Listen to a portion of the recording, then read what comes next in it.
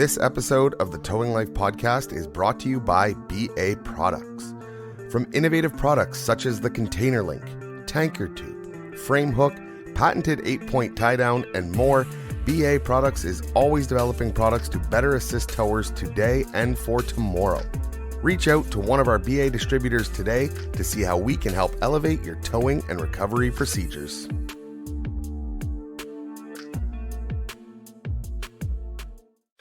We can add custom background music now? Yep.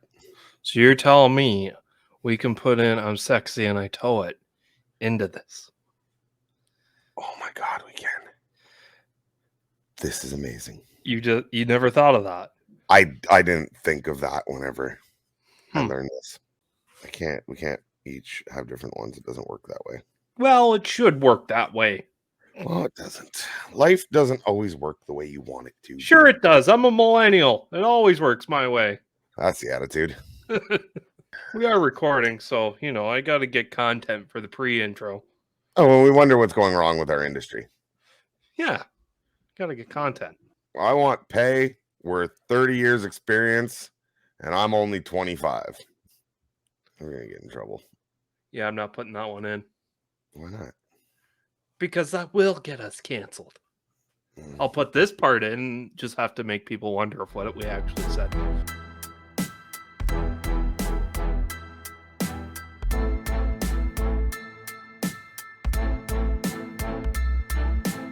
Hey everyone, I'm Brad from Calgary. This is Sean from Cambridge, Ontario. I'm Terry from Cornwall, Ontario. Hey, this is Larry from Pitt Meadows, British Columbia, and you're listening to the Towing Life podcast.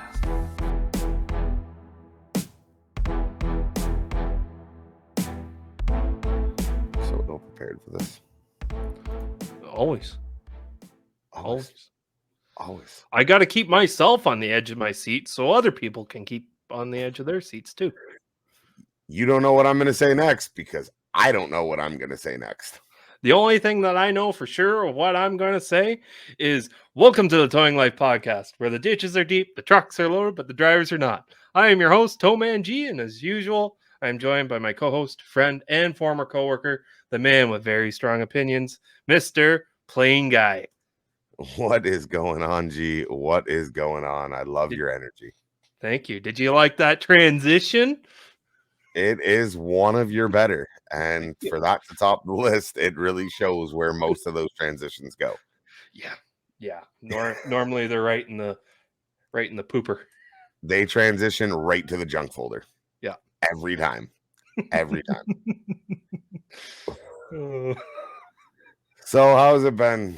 We are summertime. We are in the middle of summertime towing. It's hot. It is hot for a fat man out there. Oh yeah, big time.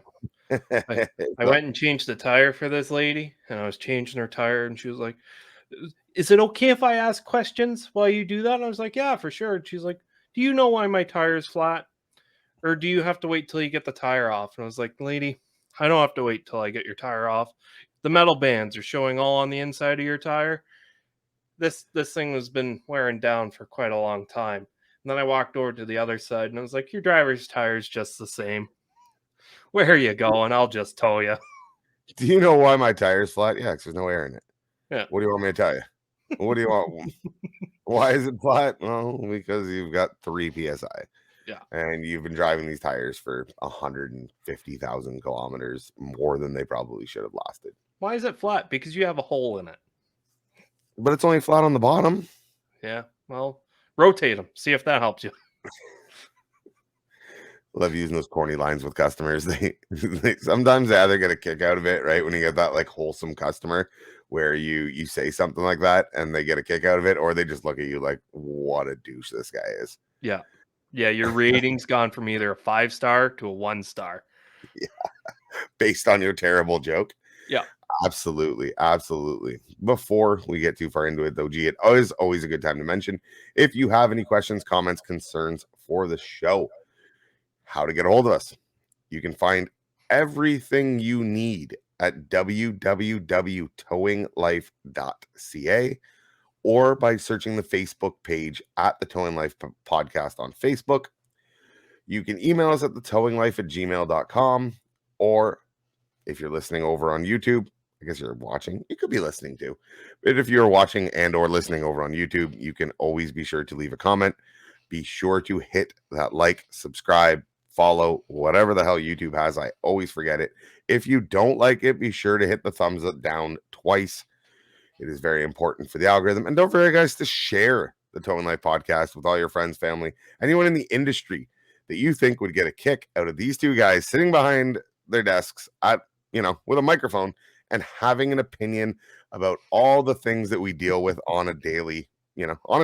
Let's be honest. We are not the only ones facing most of these problems. If we were alone in facing these stories or these problems or these things that we come up with, you wouldn't listen because it wouldn't make any sense. You guys are listening. The numbers continue to go up. So I know you face these same issues as we do. So be sure to share it with anyone that you know in the towing industry. Help grow the Towing Life podcast even farther. And more good things to come. Slowly but surely, we will continue to get bigger, better, and one day, maybe prettier. Oh, that's a hard stretch, at least for me. Yeah, we haven't monetized enough to really help G with his looks. No, hefty price tags. We have the good news is, G, for our American listeners listening, every time, what you guys don't realize is I know I can be very savage to TowManG. We have a very hurtful relationship, mainly mostly one-sided. one-sided. Mainly one-sided. I can perfectly own it. The good news for all of our American listeners is that any time that I hurt G's feelings, he can go to the hospital and get them checked for free. Call a ambulance. And it won't cost them a dime. So that is why an ambulance ride would be, unless they keep me there. If you call an ambulance because I hurt your feelings, we got a problem. Yeah. Calling a good old Band-Aid box. Band-Aid My box, man on the internet hurt my feelings. Yeah. I need a safe space. For the love of God, if we ever hurt any of our listeners' feelings, I don't care. I apologize, but we're going to keep doing it. Yeah, absolutely. We pick on Canadians. We pick on Americans. We pick on everybody. We're going to pick on a specific province in Canada today. Oh, yeah. So, I mean, like I said, we try not to be offensive. We try and bring guys back. We want you to enjoy listening while you're out on the road and have some fun with it. But at the same time, we don't care. That's not what we're here for. The towing industry is changing in a lot of ways. We will continue to change with them. We'll see if we can keep up with the good that's coming. Speaking of offending people, I had this call the other day. It was right in front of... That's always the great intro to a story. Speaking of offending people. Oh, this is good. This is good. That's like saying, I'm not racist, but that is exactly what that story starts off with. This guy hated me. Absolutely hated me. For a valid reason, but I also had a very valid reason. So I get this call for a Mazda CX-9 all-wheel drive, transmission issues, locked in park. And when I get there, it's right where Canadian Tire parks all their vehicles they're done working on, right? So I get there, get out, say, hey to the guy, what's wrong with it? Oh, it's locked in park. It's going here. And I was like, okay, do you got the key? And he was like, no. I was like, okay, where's the key? And he's like, it's 8 minutes away. I was like, well, I can wait here if you want to go get the key, right? It was a slow day, 20 minutes, whatever. Makes it easier because when I'm dropping it off at the shop, I can give them the key. It's locked in park, but who knows? Maybe I can jiggle it, get it into neutral. I'm in a wrecker, so I have to dolly it regardless. And he was like, well, I chase in the city. I'll help you throw the dollies. You don't need the key. It's going up on dollies anyways. I was like, okay, so if you chase in the city, you should know that you don't let random people touch your equipment. But anyways, it's like, okay, if you don't want to get the key, it's 8 minutes away. You don't want to get the key because you're too busy. Do you got the ownership and insurance in the car so I can prove that it's yours? Because you showed up in a different vehicle. You're telling me that this is your buddy's truck, and now you just walked into this car. So I get his driver's license to confirm on the device that this roadside has for me, and the device crashes before I could take any pictures. So I take a picture with my phone. I take pictures of all four corners, and he's got no ownership and no insurance. So then he starts yelling at me, saying, "Get me a fucking driver who actually wants to tow this thing, who's not a lazy ass," right? No, he's going off on you because that is the way to get us to, Yeah. you know, And I really was like, go a listen, step man, above for you. it's just policy. I just need to CMA, man. I'm a big believer of CMA. Cover my ass. Right. And I told him, I was like, what if someone rear ends me? I need to know that that car's insured because unless that car hits my tow truck, I'm out of it. Right. Stuff like that. And if you can't prove it, you don't have the keys. I don't know who the hell you are. I don't know whose car this is. Yeah, Right? like, I mean, asking for an ownership isn't something you always do, but at the same time, anytime an alarm bell goes off, you go, you know what? Like I said, I'm going to cover my ass. I'm just going to check it. If it's not a big deal, it's not a big deal. Yeah. We'll The hook it next up, step we're on would our have way, been all's good. to walk into Canadian Tire and see if there's an outstanding bill. Unfortunately, I didn't get that far because it is in their parking lot and he doesn't have the keys. Normally, they don't give the customer back keys. Garage And would have the keys, or yeah, if they haven't Right? paid the bill, or So there's a lot of red flags going off. So I hop back in the truck and I call the roadside and I explain to them what's going on and how this guy's irate and he's yelling at me and everything. And I get one of the best dispatchers on the phone. She was like, "Yep, I'll writes down all the notes. I'll call the person myself directly. I'll put you on hold." She puts me on hold, calls him, and as she picks the phone back up on my end, doesn't Buddy come walking back up to my truck? I put my window down. He goes, click, takes a picture of my face and says, "Have a great fucking day, buddy," and walks away and leaves, peels out. Now, this is the part that really pisses me off. okay. The call comes back in the next day. Oh no. I'm not the one that goes and does it. Okay. Our new guy goes. And doesn't check a thing. No, he does because I told him the story and I told him what it was, right? Because whenever I have a situation like that, you know, the call's normally going to come back in. So I just make everyone aware of it. Like, make sure all the ducks are in a row, right? Yeah. I know I came across as an asshole because I actually checked these things, which rightfully so you're supposed to do when alarm bells go off. I'm not intentionally going out of my way to screw around this person. You're not trying to get out of the call. You're just, something doesn't seem right. So you're just going to do a little double checking. 100%. Exactly. So he goes there, and these guys are just throwing me right under the bus. That fat, lazy operator didn't want to do anything yesterday. I hope your buddy showed up so I could rip a strip off of him myself. Like, just yelling profanities in this parking lot. And this new guy, he's fairly timid. He's like, well, it's just deer in the headlights. Yeah, he's like, well, you've only been with this roadside for a day, so I just got to call and check. Now, what this guy did, pretty sneaky. I kind of like this.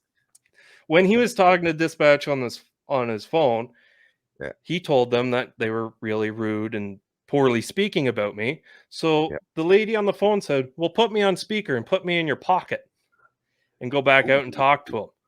Yeah. So that's what he did. Party consent in Canada, that's legal. Yep.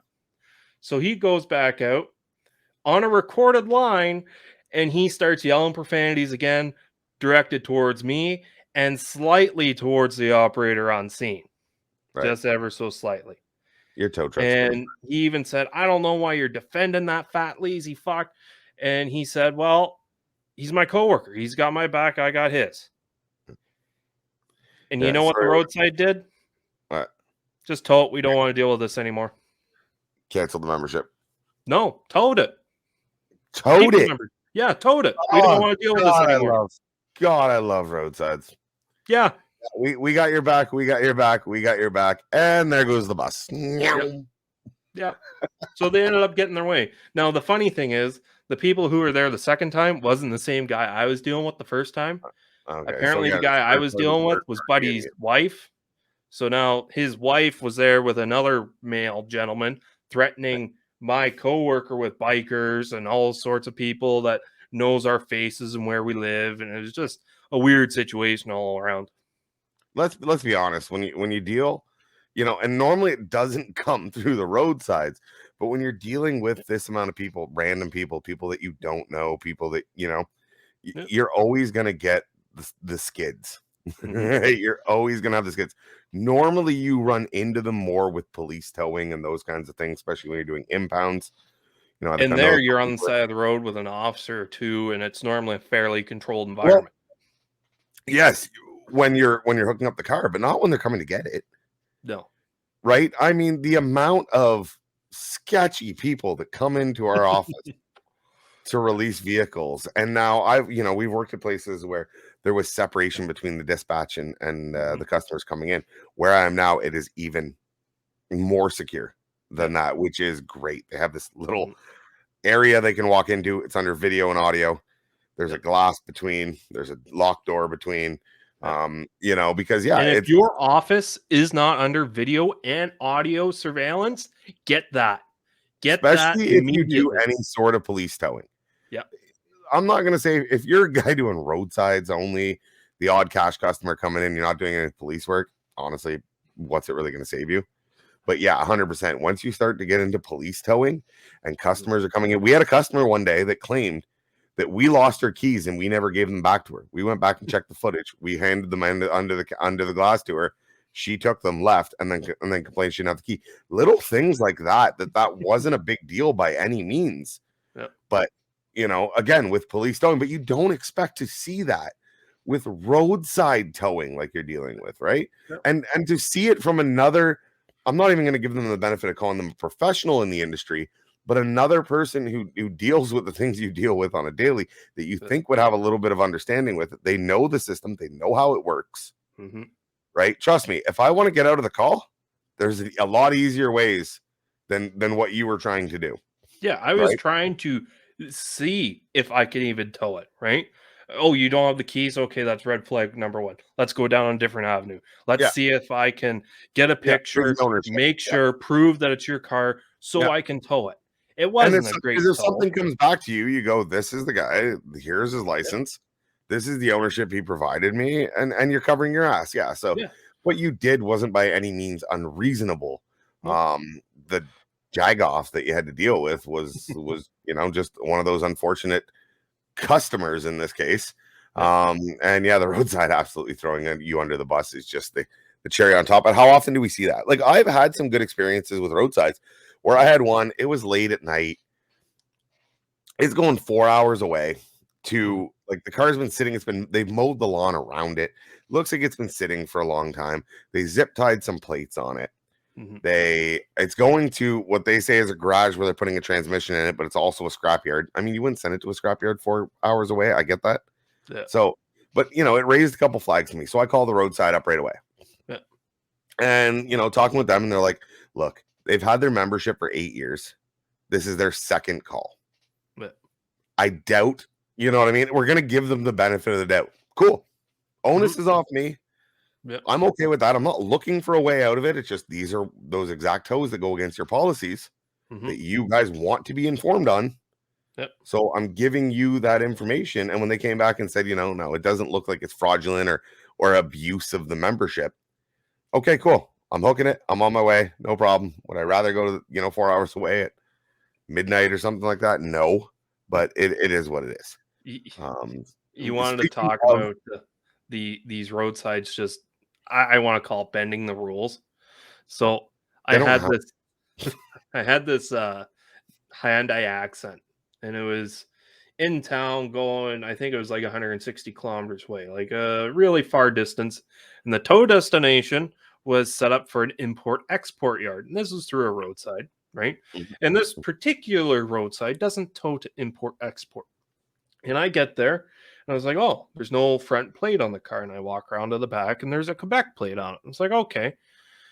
So then I start talking to the lady who's there, who's not the actual person who I'm supposed to be speaking to. She gets me the person that I'm supposed to be speaking to on the phone. I was like, hey, how's it going? Yada, yada, yada. What's wrong with the car? Oh, the frame's broken. The frame's broken. It's like, okay. And where's it going? Oh, it's going to this place, which was the import-export yard. I was like, okay, that's a little weird. You got the ownership and insurance by chance? Oh, yeah, it should be in the car. And they hand me out an insurance slip for an 02 Honda Civic. So not the car that I'm looking at. And they hand me a piece of paper, which is the type of paper you get when you sign up for an insurance policy. And it's all in French, and I don't read French. And they said that this is the ownership. So I took pictures of everything, and I sent them off to the roadside. I was like, this is what I'm dealing with. Tell me what to do. And they're like, nope, that's not covered. Perfect. Cool. What year was the car? Huh? What year was the car? Like a 08. Oh, so it's not even theft. It's not a worry about theft or anything.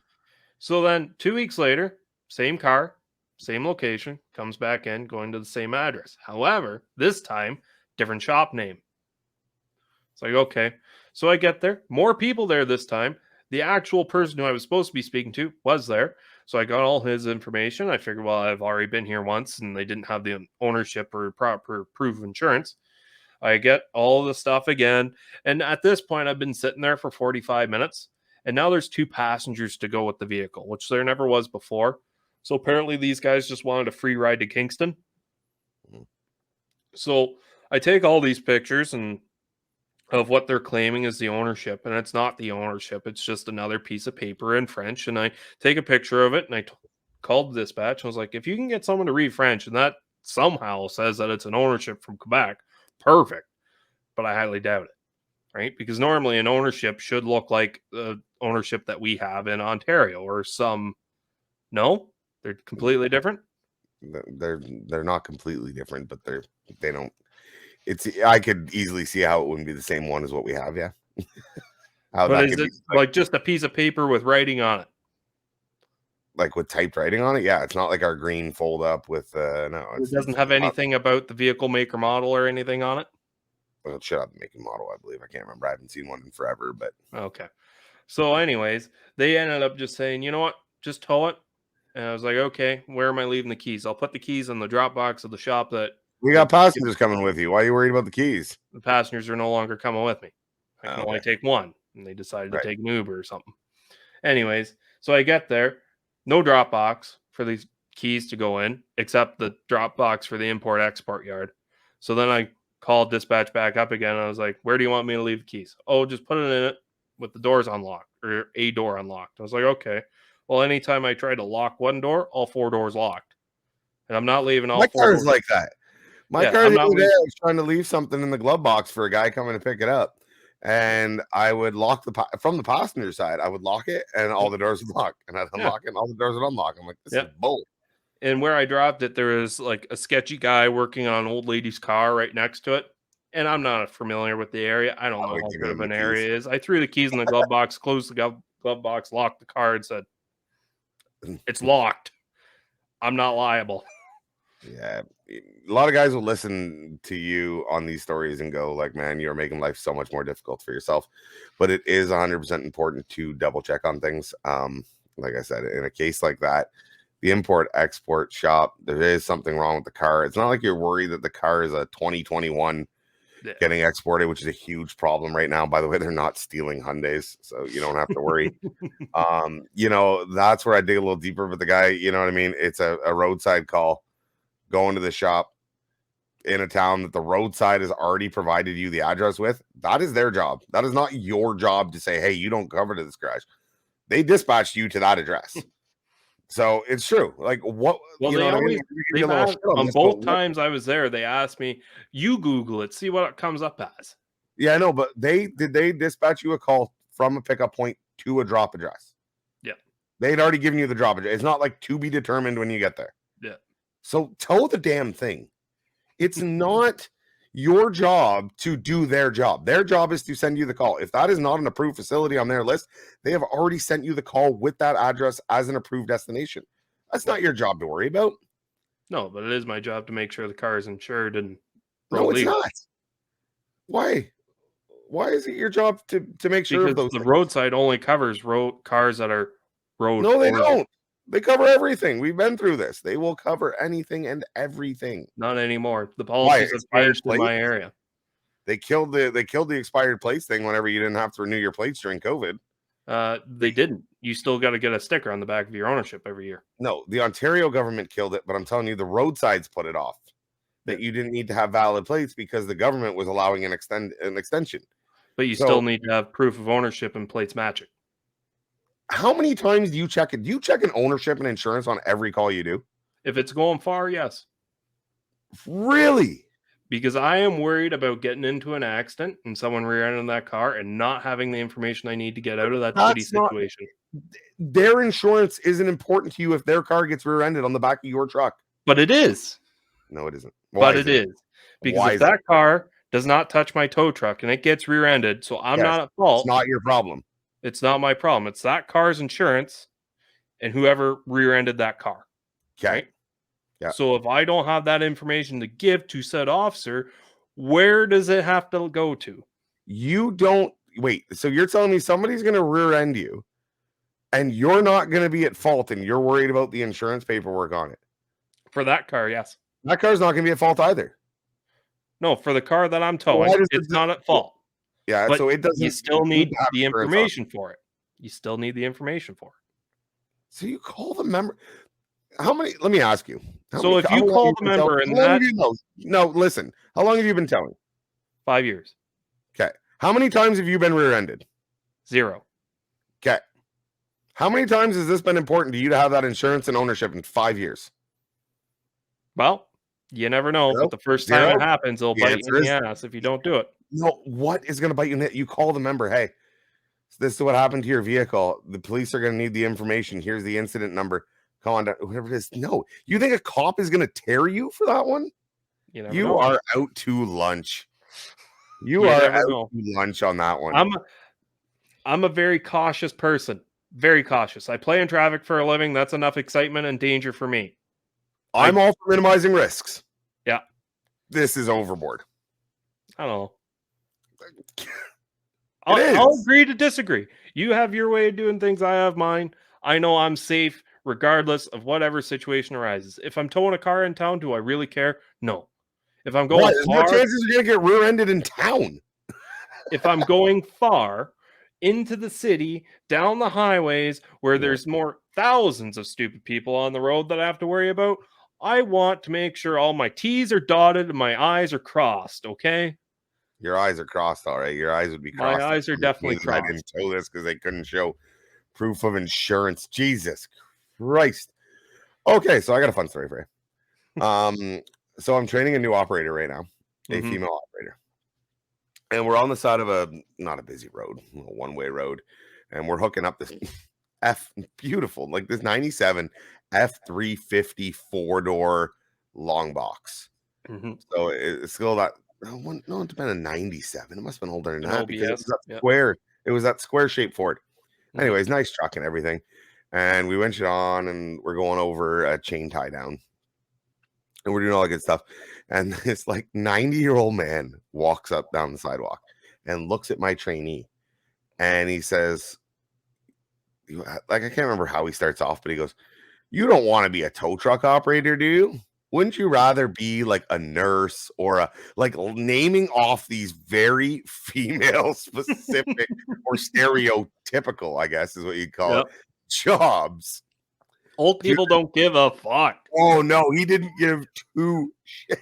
And I could see it bugged her. It's the first time she's faced this, right? She's Mhm. very new. And I told her, you know, it's not going to be the last time. You're going to get customers that say stupid things like this guy. Mhm. And he's going on and he goes, "You know, my wife is really happy and she's never worked a day in her life." Huh. Right? Because he's taking care of her. We're, you know, the old school mentality, whatever it is. And but he won't stop. Like he's being a dick. And she's like, "No, sir, I want to be a tow truck operator." And she's being very polite. She keeps calling him sir. At this point, I have just stepped between them only because it's like, I'm going to deal with this guy. Yeah. And like, you shouldn't have to deal with him. So let me deal with him. And just, you know, you continue your hookup, you know, ignore this old guy. He doesn't, you know, he's just an old bigot. And anyway, she comes back around and then he finally, you know, he's laughingly, he's like, "You know what I'm talking about. Like, I'm on his side." That was the kicker. "You know what I mean?" And I'm like, "No, I really don't. I really don't. If anyone's willing to do the job, I am all in." And then he has the nerve to go, "So what's wrong with the truck?" I didn't even hesitate. And I go, "Like your wife, it's not working." He laughed. He thought it was funny. My new trainee thought it was hilarious. And he walks off on his way and we're back in the truck and we're taking off. But it was just the old, you know, and I told you, this isn't the last time you're going to face this. No. Let's be honest. Women in the industry, we've spoken about it before, is still not a norm. It is becoming more and more, right? I think the whole, you know, I can do anything she can do anything I can do is here to stay and for all the right reasons. but you still don't see it on a daily basis. And especially in a small town where I come from, it's even less, you see it less. Yep. So people are still in a little shock and awe. And then the odd time you're going to get the old 90-year-old bigot coming down the road and saying stupid comments like that. And it's just, it's not even the stupid comments. Like I've had the pleasure of working with a couple of females in this industry over the last couple of years. And I've always thought that we change tires for like younger guys. Oh yeah. That should be able to change it themselves. Yep. What happens when a female shows up to change this young guy's tire? Right? Because I know if I was in that situation, I would feel very like, here's my man card. Please don't hit me on my ass on the way out. Right? Yeah. It's such a tough one. It is. And this one female, she's actually told me, she was like, actually, I've done a couple of roadside calls where I've gotten there. They saw me get out of the truck and they started changing the tire themselves after waiting for 45 minutes for me to show up in the first place. Yeah. Yeah. Like I, again, without really wanting to try into again, I believe anyone can do anything anyone can do. If I got a flat tire, I'd probably call a roadside. Why not? If I can, if I was in the situation a customer was in, and if a woman showed up to do the job, I mean, they're perfectly capable of doing the job. Would I feel my pride a little bit hurt? Absolutely. Should it? Maybe not, because if we want to talk about equality and everything, it shouldn't. Because it shouldn't matter who is showing up to you. You didn't want to change it. You call the service. Somebody is here that is willing and able to do it. Why does it matter? But no, 100%. I think my pride would take a hit on something. Even if it's for the sole fact of I didn't have a jack to jack up my pickup to change the tire because they come with the stupid bottle jack, or even the scissor jacks. The amount of times I've had to use one of those and the car starts to fall off of the damn thing, even with the tires chocked on loose gravel. I would much rather show up with like a floor jack and jack a car up just for safety wise. Yeah. But it was just great to see. It was great. It was a perfect training scenario for how to deal with customers. And for me, it was a great as an evaluator to see, okay, that's something, it wasn't the worst you're going to encounter out on the road. Like you're a customer, you did, but it was a good idea to get at least a temperature, a gauge on, okay, how are you going to handle when somebody says something stupid like this old man? And she handled it extremely well. I was really proud of it. That's why I was willing to step in, move the customer out and go, you don't have to deal with this. Like, you shouldn't have to deal with this. This industry has always had a stereotype of being macho, hard, gritty men. It always has been, right? And a lot of you broke that stereotype. Big time, right? And now we're seeing, I don't want to say steering wheel holders, but we've got a lot of steering wheel holders where it's just a job to them, right? They don't know a lot about cars. Huh? I think you always did. I think it's more so now where it's just a job to a lot of people, especially when you get into like the urban centers where it's just a job, right? Why do I feel like you are trying to shit on the lower generation than yourself right now with this? I'm not. Okay. I'm not. I'm still pretty much one of the younger guys in the industry. The one young guy I've got, he's 20, working with the company I'm with now, and I'm like, I've been there. He's like, I don't know why I like this so much. I was like, don't worry, do you like it? You'll why do stop. You like it? It's like, well, you see, and I gave him my whole story. I was like, I got out of it for a winter, and it dragged me back in. It's what I know. It's what I enjoy, and sometimes it makes me want to hate my life. But then you get the other days. And right after saying that, I had to go pull out a tri-axle truck with our new NRC. I was like, this is why I like this job. No, we've talked about that. There's the moments that make it worth it. Moments that make it worth it. Equipment, everything. By the way, I've told you before, and I'll tell you again. If you don't have a piece of BA products on that new NRC that you're talking about, then what are you doing? We got a list. From innovative products such as the container link, tanker tube, frame hook, patented 8-point tie down, and now the air bar. BA Products is always developing products to better assist towers today and for tomorrow. It is unreal the things they have. You could stock that truck completely with everything you need simply by going to www.baprod.com, checking out their online catalog. Go see them today. reach out to one of the BA distributors today and see how they can elevate your towing and recovery procedures. Go on there. You will find a retailer near you. Everything you need for your truck to stock it and to be ready to go down the road and more is available. So again, BAPROD.com, BA Products. We thank them for supporting the Towing Life podcast. We can't do that yet because we'd have to order bigger toolboxes first. I'll take everything from page 1 to 75, please. What about page 76? I'm going to take 2 of those. If that's where the air bar is now, I'll take 2 of those and a couple, the frame hooks, the tanker tube. The tanker tube is quite the insane little machine. If you haven't seen a tanker tube before, check them out. Head over to the website. It is not just what it sounds like for tankers. It has a couple, it's got a dual purpose on it, and it is great. The 8-point tie down, let's just be honest, the 8-point tie down it just revolutionized the towing industry on how we secure things, especially with all the stuff changing. So I can never speak highly enough about BA Products. I love everything that they have. Every new thing that we can get into our shop, we get our hands on. We play with it. We turn it. Go from clean to dirty real fast because we use it. We don't just look at it. We use it. We always talked very highly about BA Products even before they started sponsoring this podcast. So just because they're sponsoring it now and you hear the ad reads, don't think like it's still coming from the heart. We stand by their products because we use them every day. And I would not try anything that we wouldn't use ourselves. Yeah. And for whatever my integrity is worth after I just tore you a strip, it is what it is. Yeah. Well, I want to get into we're going to call this the offensive episode. Okay. For the listeners listening, we had talked recently that how was it Alberta or Manitoba? I know Saskatchewan now. There's a couple provinces that have started moving towards the introduction of blue flashing lights on tow trucks. Yeah, Saskatchewan was the first. And then Alberta, I think, just brought it in a couple weeks ago. We started talking about it. I feel like Manitoba has something on it too. Ontario, they're starting to have talks with it and everything else. Yeah. So we're starting to see this go across. You can really see it becoming kind of a national trend and possibly moving across North America. It's just a way to differentiate us from the construction trucks, from that flashing amber. It was to give a way to see that extra blue light to know, hey, that is a tow truck or that is something.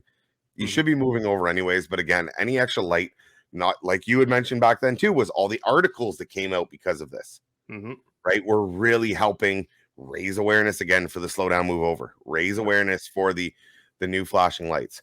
Well, we have this one, and this is where we're going to offend. We have this one wonderful province in our country that you guys down in the States will know as Quebec. Quebec is our French province. The French tend to do wonderful things. They take a long way to get there, but they do wonderful things. Fun fact, Quebec's greatest inventions were the poutine, and it is pronounced poutine, not poutine. I swear to God, if you call it poutine, go away. Poutine. Drives me nuts. That's a Toronto thing because you guys don't know how to pronunciate words. Anyways, the Wonder Bra, wine coolers, peanut butter, the snowmobile, and the snowblower were all invented in Quebec. So that's a pretty good list. This goes to show you that Quebec is a country within a country with no rights. That's a whole other thing we're not going to get into. But is a province. Not Brexit. Yeah. But is a province with obviously very smart people behind it. And the APDQ out of Quebec, which is the Provincial Towing Association down in Quebec, is steps ahead in a lot of ways when it comes to the towing industry on how they do things. They have some great policies that have come out over the years that really protect the operators. They had the exclusive zones before Ontario ever thought of the pilot project. They, have route traffic control. They have their tow companies have access to the cameras to be able to clearance it. They have some wonderful things. Wow. So when the rest of the country is looking to implement this blue light law, explain to me why you went to green. Everybody else is going, blue lights is a good idea. Blue lights is a good idea. We're bringing in blue lights. And you go, on veut le vert. We want the green. Like, where is the logic in that? So, flashing green lights for tow truck drivers and firefighters. Drivers of tow trucks equipped with flashing or rotating yellow lights are authorized to use a flashing green light when the tow truck's yellow lights are activated and the tow truck is required by an emergency service. I have questions about this, meaning is it only if fire, police, or whatever call you out? Is it to help you get to the scene quicker? In the case of firefighters, authorization from the SAAQ to use flashing green lights has been replaced by authorization from the municipal authority that established the fire safety service. Sure. This was coming in as of July 1st, so it's already in place at the time of recording and of airing. But why? I think they were different with their blue on who had the right to their blue. I don't know if their plows on their blue, whatever there. But it's like, maybe this was the time as we see the wave coming across, we would go, okay, well, let's mix up the legislation. Let's get this, again, let's get unified across the damn country. No, we want green. Why? Do you do it on purpose? This is why we don't like you. We want to like you. You have come up with great things. But this is why we don't like you sometimes. This is why you are alienated. This is why providers won't go into your province and drop it at the border for companies to take into Quebec. This is why. If you want to keep people out, I guess that's the way to do it. Again, I don't know. By the sounds of it, it only applies to when you're responding to maybe a police call or where the fire. It sounds like almost the fire department has to authorize you, not even the police. Maybe their dispatch is done differently, where the fire clears. I'm not 100% sure. But why green? Somebody in the comments on YouTube, it is a great chance. Tell me why green. If you're watching this in a clip that will end up on Facebook, feel free to comment. Why green? Why couldn't you just get along with us for the rest? We went blue. We went the color that you like. Your hockey team used to be blue. Your current hockey team has the blue. Your flag is blue. All we asked for was blue. And you go green.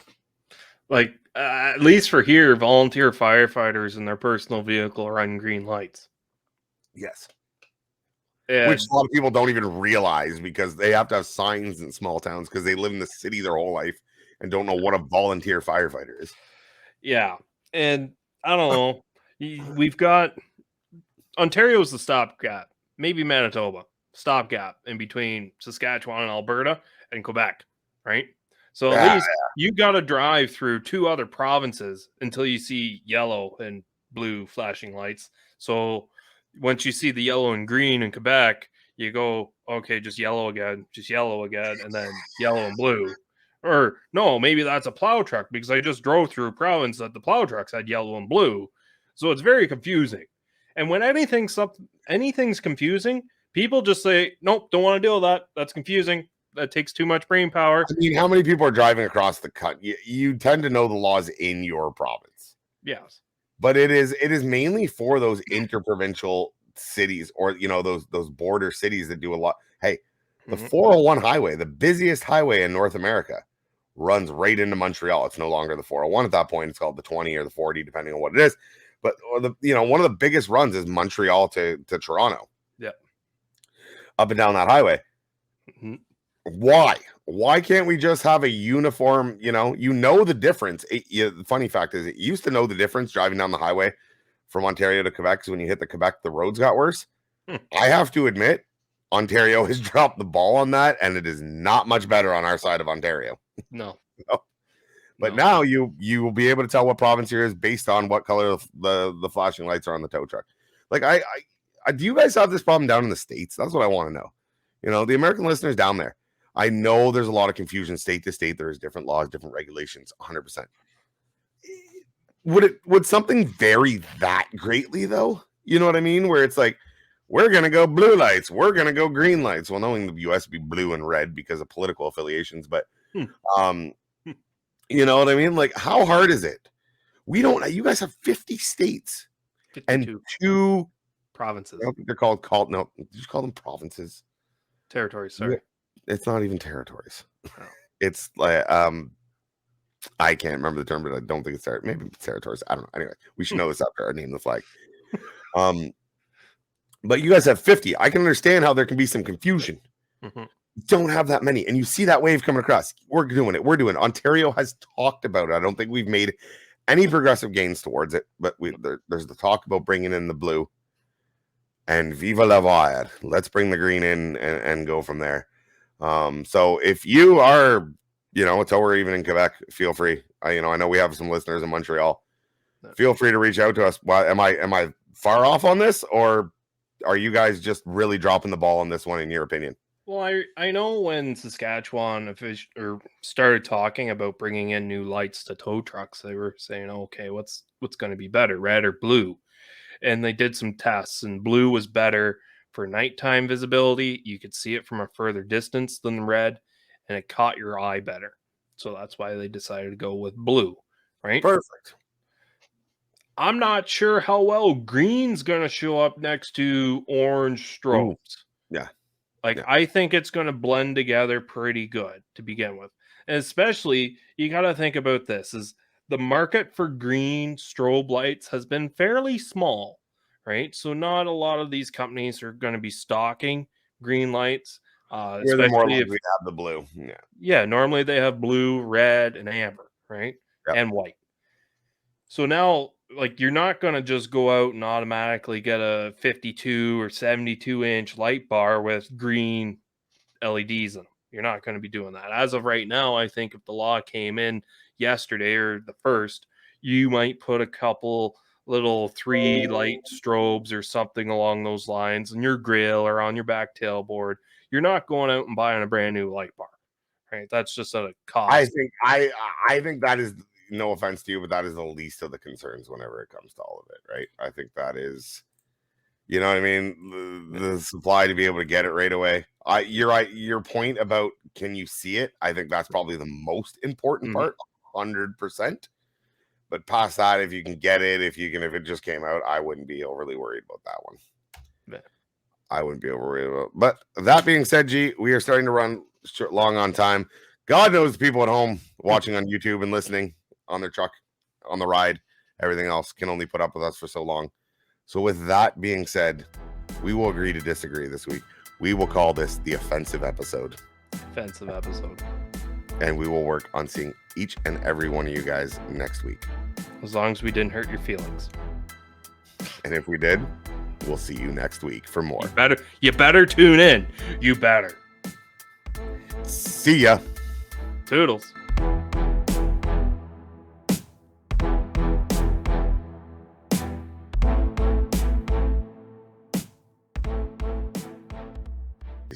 We are recording, so, I got to get content for the pre-intro. Oh, well, we wonder what's going wrong with our industry. We will call this the offensive episode. Yeah, the manager that's been doing it for 25 years, I want to get paid the same as him because I feel like I'm worth it. Yeah, because I identify as a hard worker. I identify as a leader, not one, but I identify as one. We will call this the offensive episode. We're going to get in trouble. Yeah, I'm not putting that one in. Why not? Because that will get us canceled. I'll put this part in, just have to make people wonder of what we actually said. We will call this the offensive episode.